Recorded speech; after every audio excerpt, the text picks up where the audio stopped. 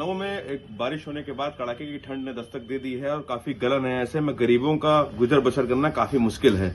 इसी को लेकर के ममता चैरिटेबल ट्रस्ट ने लखनऊ में बड़े मात्रा में कंबल मंगाए हैं, जो कि गरीबों तक पहुंचाए जाएंगे, उनको इस ठंड से कहीं ना कहीं बचाया जाएगा।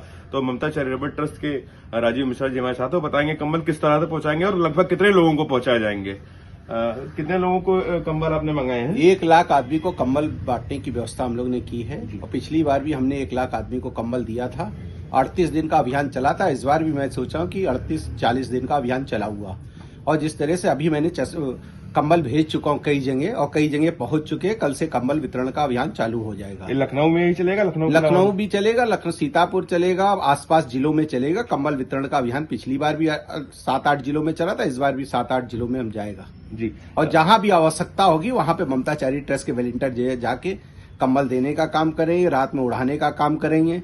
एक बड़ी मात्रा में रात में कंबल निकाल के गाड़ियों पे लेके जाते हैं और जो रात में सोता होता है उसको कंबल उड़ा के आते हैं। जाड़े में अगर कोई देखते हैं कि वहां ठिठुरती गर्मी में विकलांग बैठा है, उसके पास वो कंबल नहीं, तो उसको उड़ाने का काम ममता चैरिटी ट्रस्ट करती है। और सबसे बड़ी बात हम ये करते हैं कि विकलांगों को, मन बुद्धि के बच्चों को, अंधे बच्चों को, ऐसे बच्चों को भी हम, और जो हमारे मन बुद्धि के बच्चे उनको भी हम कंबल देने का काम करते हैं। बहुत बड़े पैमाने पे उनको कंबल देते हैं, इनर देते हैं। क्योंकि यहाँ कोई नहीं है उसका, अगर नर सेवा नारायण सेवा का अगर मूल मंत्र है तो ममता चैरिटी ट्रस्ट वहां जाके ये काम करती है। वहां जाके काम करती है। क्या आपने कोई नंबर भी इसके लिए जारी किया है कि अगर कोई जरूरतमंद है और आप फोन करें तो आपको कंबल वहां तक पहुंचाएंगे? क्या देखिए, ऐसा पहले हमने किया था, लेकिन हम जब जाते थे तो वहां मुझे लगता था कि ये उपयुक्त नहीं है कंबल, इसने फोन कर दिया है।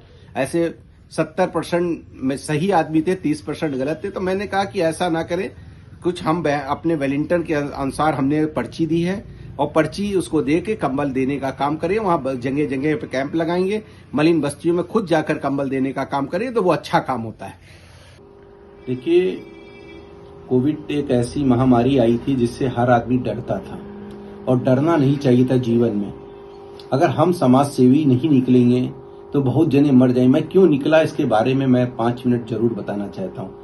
क्योंकि जब कोविड का समय था तो उसे 2 अप्रैल का दिन था, मुझे एक फोन आया कि भैया क्या राशन मिल जाए। हमने कहा अभी तो लॉकडाउन 15 दिन हुआ, का घर में कुछ नहीं है। हमने कहा तुमको मैं पैसा दे देता हूँ। उसको मैंने, जब उसने मुझे बीता बताई कि मेरे घर में ये है परेशानी, आज खाने को नहीं है, तो मैंने कहा अरे इतना कष्ट है। जब तक 5 ही मिनट के बाद एक सुरेश बासी का फोन आ जाता है। उसने कहा मेरा 1 दिन का बच्चा है भैया, मुझे इलेक्ट्रोजीन लेना है, 560 रुपए का है, मुझे 300 रुपए दे दीजिए। मैंने कहा अरे 1 दिन का बच्चा और रात भर मेरा बच्चा सोया नहीं। मैंने कहा तुरंत आओ। मैंने उसको 500 रुपए दिया। उसने 2 घंटे बाद, पूरा मार्केट बंद था, पूरी दुकानें बंद थी, कहीं कुछ नहीं खुला था, कहीं सब्जी वाले से तुड़ा के उसने 200 रुपए मुझे वापस किया।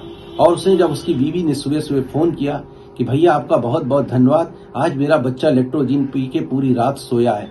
अगर जब मैंने ये देखा कि इतनी महामारी है, जब मैं राशन निकाला और राशन बांटने का काम किया, तो मैंने मेरी ममता की एफडी थी 40 लाख की, मेरी पत्नी की जिसकी डेथ हो गई थी, उसके नाम से मैंने ममता चैरिटी ट्रस्ट बनाया था।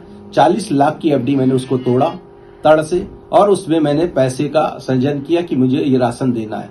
जब मैंने राशन बनाना चालू किया और राशन देने गए, एक छप्पर की झोपड़ी थी हड्डी खेड़ा में, जब मैं वहां पहुंचा तो मेरे आंखों में आंसू आ गया। एक 8 साल का बच्चा और एक 6 साल का बच्चा सैजनिया की सैजन चूस रहा था नमक डालकर, और पन्नी का घर था। उसके घर में देखा तो एक चीज नहीं थी।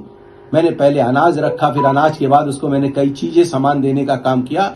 हमारे साथ बातचीत करने के लिए थे ममता चैरिटेबल ट्रस्ट के संस्थापक। आप वो हर जरूरतमंद को कंबल पहुंचाएंगे, उनको उड़ाया जाएगा, उनको इस ठंड से बचाया जाएगा, ताकि वो इस भीषण ठंड में अपना बचाव कर सके और सुकून की नींद सो सके। मैं प्रशांत त्रिपाठी, कैमरामैन कुलदीप यादव के साथ लखनऊ से अमृत विचार के लिए।